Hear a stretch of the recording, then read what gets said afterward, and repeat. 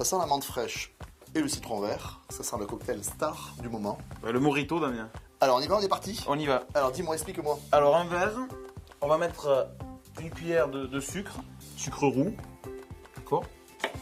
Et on met quoi, un demi-jus de citron vert à peu Ouais, près puis après on va mettre également une petite tranche de citron pour récupérer les zestes. Allez, on y va.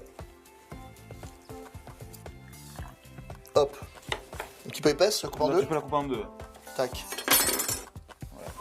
Juste une, on en mettra une après. Oui. Tac. Voilà, c'est bon. Des feuilles de menthe.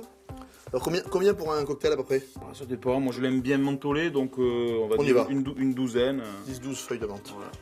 Et là donc avec un pilon ou une cuillère retournée, ce que vous avez, on va aller un petit peu extraire les arômes de menthe et faire fondre le sucre avec le citron. Ouais, j'entends le cric-croc là, c'est normal. Hein, Voilà, tout à fait. c'est le sucre qui est en train de fondre. Cric-croc. On va faire de la glace pilée, Damien.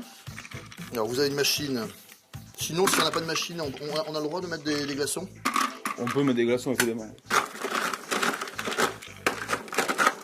Des glaces pilées. C'est nickel. Je la mets dans le verre? Voilà, on la met dans le verre. On en met combien? Oh, ben, moitié du verre. Ah oui, quand même. Il faut vraiment beaucoup de glace. Soit bien frais. Voilà, là, ça va aller. C'est magnifique. Là, on va rajouter donc 5 centilitres de rhum. Un rhum cubain de préférence. Et puis ensuite, on va finir par une eau gazeuse. Voilà, comme ceci. Donc on va tourner ensuite pour bien mélanger donc la menthe avec tout le liquide. Une jolie puche. Voilà. Ok. Tac. Magnifique. Ça se boit de suite. Bien glacé. C'est trop bon. Ça s'appelle le mojito. C'est un truc très rare. Voilà, c'est bien frais, mentholé, parfait pour l'été.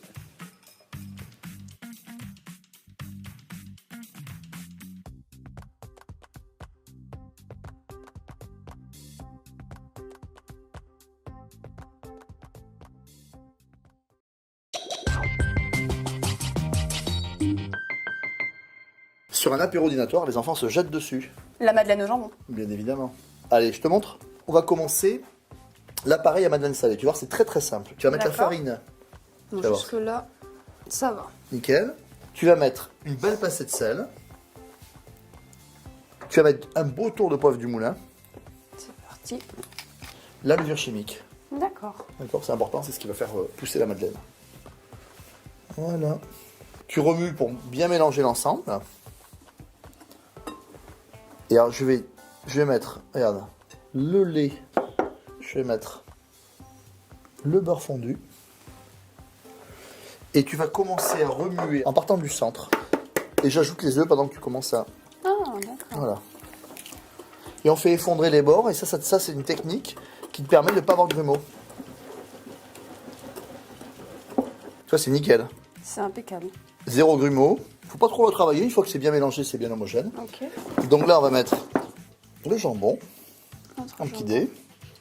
Et on va laisser refroidir l'appareil 12 heures minimum au réfrigérateur. Alors si vous êtes très très pressé, 1 heure ou 2 suffiront. Mais laissez reposer votre appareil à madeleine. Elles seront plus belles aux madeleines et vous aurez des belles bosses. Ok? Allez, frigo. Alors, tu vois, on a bien laissé refroidir l'appareil. Moi, je l'ai mis dans une petite poche à douille. Hop. Mais on peut très bien aussi le faire avec deux cuillères à café. Ouais, sans problème, avec 2 cuillères à café, ça marche bien. J'ai bien envie de les mettre au four quand même, ces madeleines. Donc dans un four bien chaud à 200 degrés, Ouais. 10 à 12 minutes. Sur la taille de vos moules, ok? On est parti.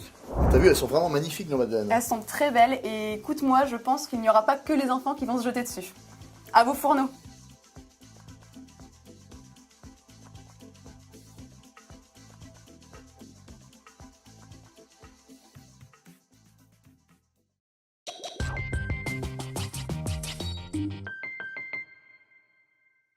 Là, on est sur un cocktail qui va s'appeler Sex on the Beach. Ça veut dire quoi, Sex on the Beach?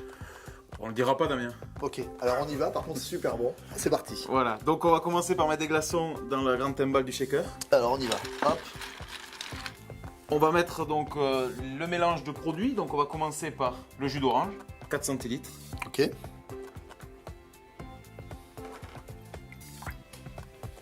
Ensuite on va mettre du jus de cranberry, Damien. Ah, sympa. C'est très très bon pour la santé, ça. C'est bon pour les yeux, pareil. 2 centilitres de liqueur de pêche. C'est vraiment un cocktail pour les filles, hein. C'est pas méprisant, hein. Voilà, et puis on va finir avec 4 centilitres de vodka. C'est simple, c'est 4 centilitres partout. Oui, sauf Pêche à la part. pêche un peu moins parce que ça apporte trop de sucré sinon.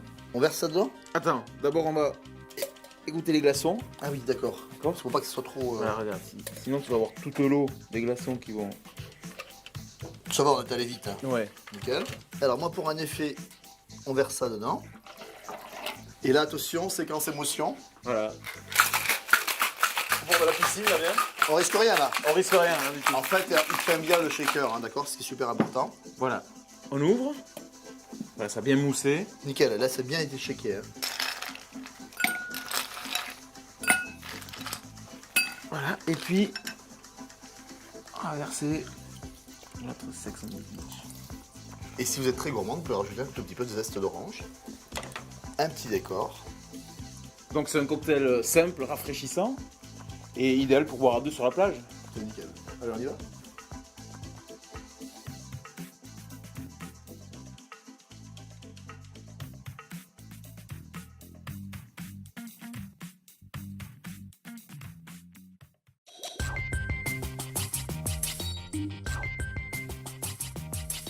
Retrouvez les recettes 750 grammes avec Samsung.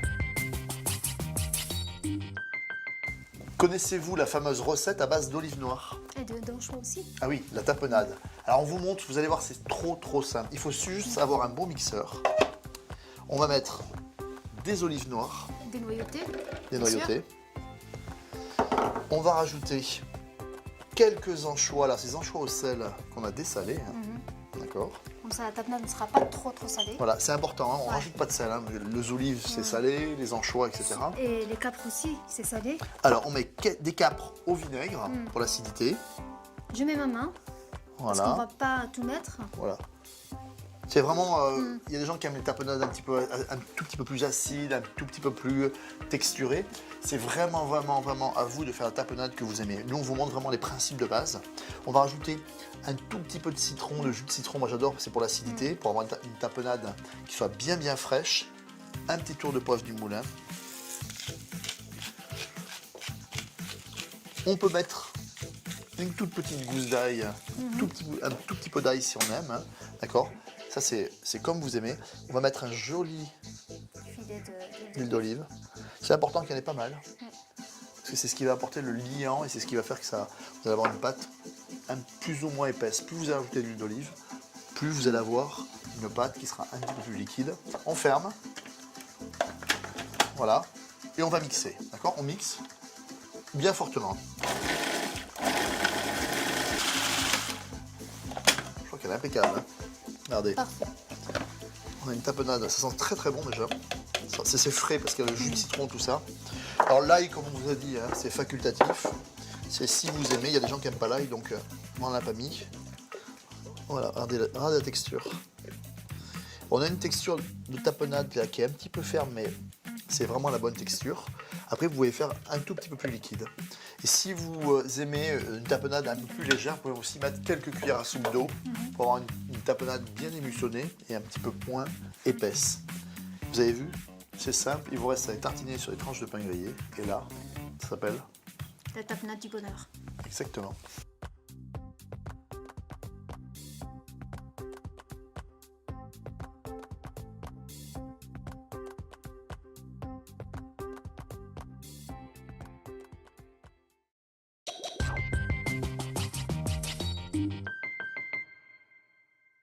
C'est très branché de dire je veux un Cosmo. Oui, alors quand tu dis Cosmo, Damien, ça veut dire cosmopolitain. Ouais, c'est quand même plus classe. Ouais. D'accord? Alors le cosmopolitain, on commence par rafraîchir le shaker. D'accord. On met la moitié hein, en glaçon. Ça, Voilà. c'est juste pour rafraîchir, c'est ça? C'est pour rafraîchir le shaker. Je te laisse faire donc le jus de citron vert. Un demi à peu près? Oui, c'est ça, c'est 1,5 centilitres à peu près. Ok. C'est prêt. Et je le Et mets. je vais te le laisser mettre dans la petite timbale. Clac. Alors en fait, c'est ça, hein, on prépare le shaker, il est en deux parties. Il y a une partie pour la glace pour rafraîchir et une partie pour faire le mélange. Moi, je vais mettre 1,5 à peu près de liqueur d'orange. On va rajouter 3 centilitres de cranberry, de jus de cranberry. Et puis 4 centilitres de vodka. Voilà, tout ce qui est léger, vous avez bien compris, on en met peu. Tout ce qui est lourd, on en met beaucoup. Là, je commence à devenir maître cocktail. On enlève l'excédent d'eau pour pas avoir un cocktail trop dilué. Et on va rajouter le mélange cocktail. Hop. Voilà, on appuie bien. C'est un peu comme une urne funéraire, sauf que ça sert à faire des cocktails. Ça s'appelle un shaker. Non, voilà, après, voilà la technique, hein, c'est simplement pour que les glaçons soient vraiment... Comme ça, du moment que ça soit revenu. Voilà, donc on a un résultat avec bien moussant. Nickel. Ça fait du bruit. Et puis on va passer le cocktail à la passoire. Donc Ah, on rentre c'est comme carrément ça, la hein. passoire dans l'autre sens, Damien. Dans l'autre sens, voilà. Là. Et puis on va verser dans le verre. Ah ouais, ça fait vraiment fluo. Hein. Bah, une couleur rose. Hein. Ah ouais, c'est joli. Hein. Une petite tranche de citron vert. Voilà pour la décoration. On fait une petite entaille ici. Et on va le coller ici. Un cocktail qui se boit à la paille. Une couleur très tendance, pink et girly. C'est exprès pour vous.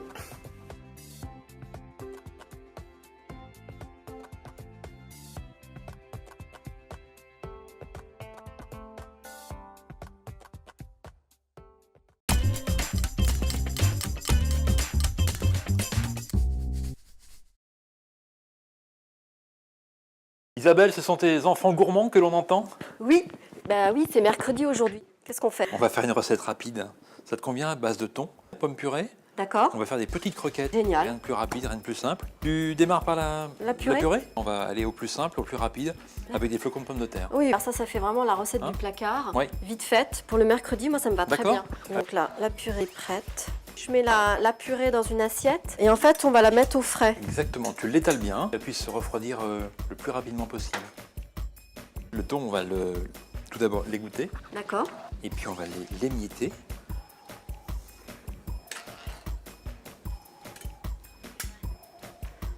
Tu vois, on a notre purée qui est Qui est froide maintenant. rafraîchie, exactement, donc qui a D'accord. pris de sa fermeté. Ok.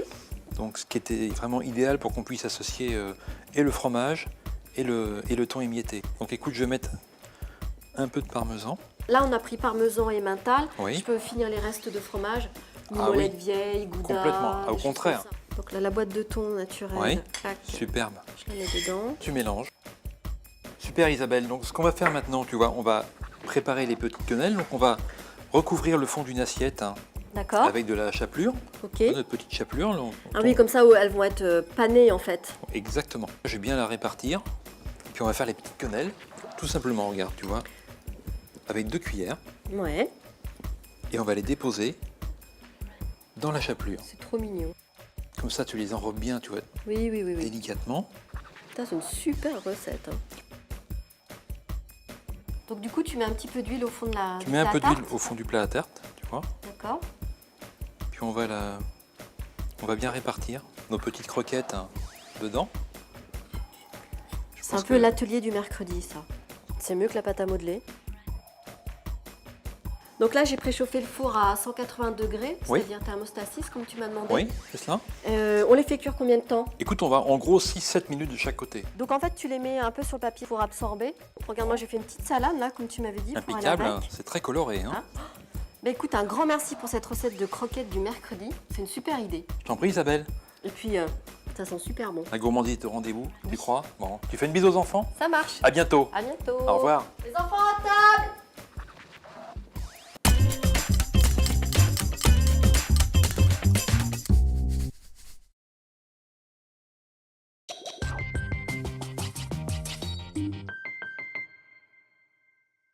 Un des grands classiques des cocktails, un des cocktails les plus vitaminés. Le pina colada, Damien. Ça veut dire quoi ce truc? Ananas pressé. Voilà, c'est bon, on est sur la vitamine, vous allez voir sur l'ananas. On va rajouter un peu de lait de coco, un soupçon de rhum, vous allez voir, c'est délicieux, c'est parti. Donc Damien, on va commencer par mettre les glaçons dans le grand bol du shaker. D'accord. Ça sert à quoi de mettre des glaçons là? Bah, tout simplement rafraîchir le shaker hein, pour ensuite pouvoir shaker dans un shaker bien frais. Vous voyez la buée là? Ça givre et Voilà. ça va bien permettre d'avoir un cocktail bien frais. Je peux tourner comme ça? Tu peux, pas de problème. Voilà, c'est et puis après rigolo. tu vas voir, il y a l'eau qui va s'égoutter et puis on va filtrer l'eau pour éviter d'avoir de l'eau dans le shaker. Un shaker bien glacé. Et maintenant, suivez bien, ça va envoyer du steak. Donc ensuite on va mettre du lait de coco. Donc, tu mets combien là? Alors on met 2 centilitres pour un cocktail. Ok. D'accord. Ensuite, on va mettre 6 centilitres par personne de jus d'ananas. Alors, pas trop de lait de coco, 6 centilitres de jus d'ananas. Voilà, et puis on va finir avec bien sûr un petit peu de force hein, pour équilibrer le cocktail avec du rhum. Du rhum blanc, hein. Du rhum blanc. Ouais. Nickel. Voilà, donc ici on a le mélange, on va passer avec la passoire Damien. Hop, on va passer dans le petit bol pour Ah ouais. enlever l'eau. Tu gardes les glaçons. Je garde les glaçons. Ok. Parce que là sinon. Donc ensuite le shakeage. C'est comme une prière. Tu sais un peu. faire? Bah pas du tout. Bon, Vas-y raconte. tes doigts ici, voilà, pas- bien, pour bien pas comme être ça, partout, voilà, et d'accord. puis au-dessus de ton épaule. Ça sert à quoi là au-dessus des bols? Bon, c'est simplement quelque chose de Comme joli. ça, ça quoi. marche pas. Ouais, là, non. Alors, côté frimeur, vous voyez, les barman, c'est toujours sur l'épaule.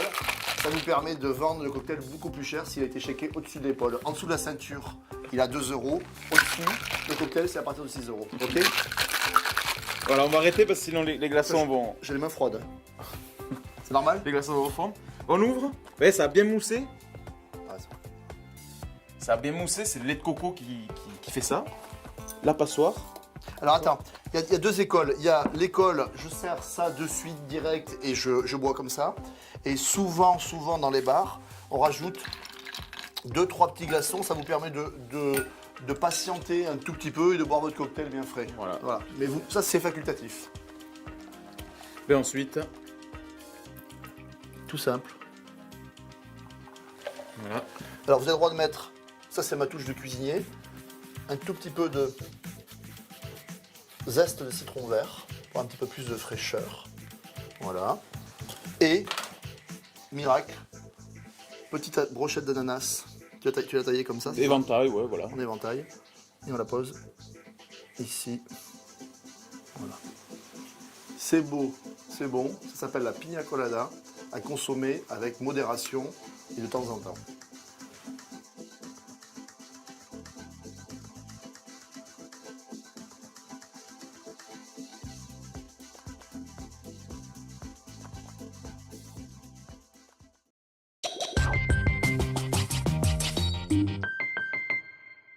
Pour un apéro dînatoire, Les gougères, d'une version différente, les fingers gougères. vous allez voir, c'est très rigolo, très sympa. La recette ne change pas. Par contre, la présentation est un petit peu différente et c'est très rigolo. Alors, tu vois, c'est très simple. C'est le principe un petit peu d'un éclair. Hein. D'accord. Alors, je les sers pas trop parce qu'ils vont légèrement souffler. Hein, c'est une pâte à choux. Vous avez vu, c'est simple. Hein. C'est comme des graissins, sauf que c'est un pâte à choux. Et maintenant, vous allez mettre plein de graines dessus, plein de fromage, etc. Vous allez les parfumer comme vous aimez, d'accord? Alors, le principe, pour que ça colle dessus, ça va être De mettre un petit peu de jaune un d'œuf. tout petit peu de dorure. Je te laisse le faire? Le mélange dorure, c'est très simple. C'est de l'œuf entier, juste battu, avec éventuellement un tout petit peu de sel. Et voilà, t'en mets pas mal. C'est ce qui va permettre au fromage et surtout aux graines de coller, d'accord? Alors là, maintenant, on va rajouter des graines. Alors tu rajoutes tes graines un petit peu ce que tu veux. Hein. Là, on va mettre du pavot. Toi, tu vas mettre du lin, vas-y. Par au-dessus ou sur Ouais, bien par sûr. au-dessus Voilà. Alors sur les graines, soyez créatifs. Vous pouvez mettre aussi des graines un peu plus grosses. Vous pouvez mettre des graines de courge, des graines de tournesol. N'hésitez pas, il n'y a aucun souci. Et on va terminer par le fromage. D'accord? C'est parce qu'il va fondre et en fait, il va permettre aussi aux graines de mieux tenir sur le finger gougère. D'accord? Voilà, on termine avec un tout petit peu de fromage. Fromage râpé, vous pouvez mettre du comté, vous pouvez mettre de l'emmental, un petit peu du salers, pourquoi pas, du cantal, sans aucun problème. Voilà, nos fingers gougères sont prêts. On a préchauffé notre four à 180 degrés. On va les cuire 15 à 20 minutes. Il faut vraiment que ça soit bien doré, un petit peu croustillant. Et puis que ça reste vraiment bien droit, bien nickel. Vous allez voir, c'est super bon. Voilà, nos fingers gougères sont prêtes. Vous avez vu, c'est super simple. Puis quand vous allez les mettre sur la table pour un apéro dînatoire, vous allez voir, c'est vraiment très sympa comme effet.